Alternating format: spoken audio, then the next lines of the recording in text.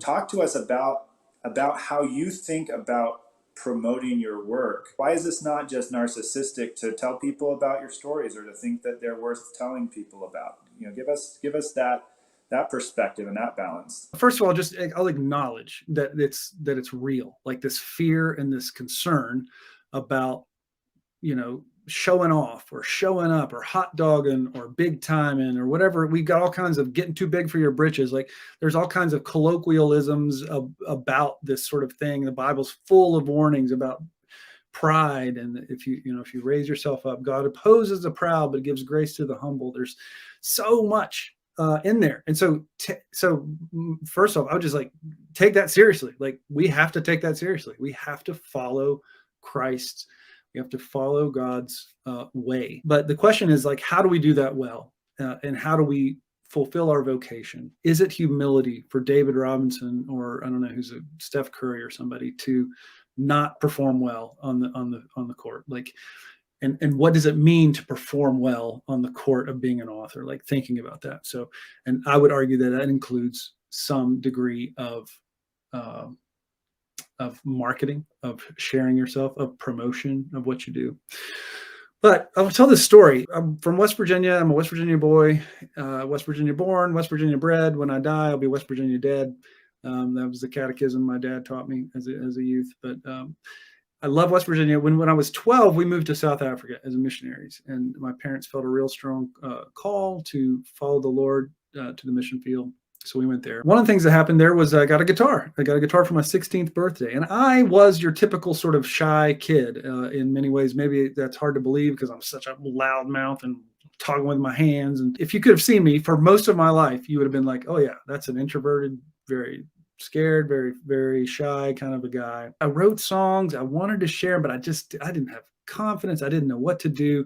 And I would I'd be playing my guitar in my room, whatever. And we would sometimes have people over for dinner, family friends or something, and they'd come and my mom would say, hey, son, why don't you go get your guitar? Why don't you play one of your songs? And I was like, oh, I don't want to. Oh, come on, son, you can do, why don't you just play this one song? Okay. And I'd go get my guitar, and I would sit on the couch, and I would start strumming, and I would start singing. And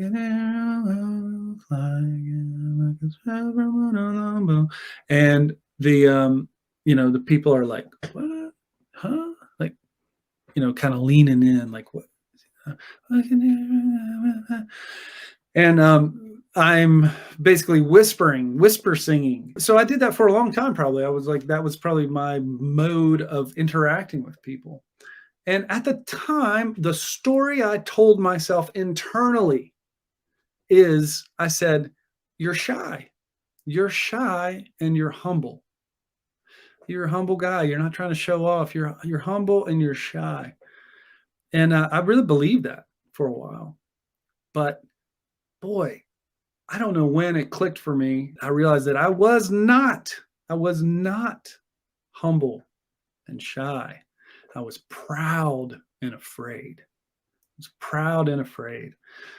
And if I had been humble, I would have sang out. If I had cared more about the people in the room than myself, and the fear of being judged by actually showing up, if I had cared more about them, I would have sung loudly so they could hear. I would have tried to give them a gift.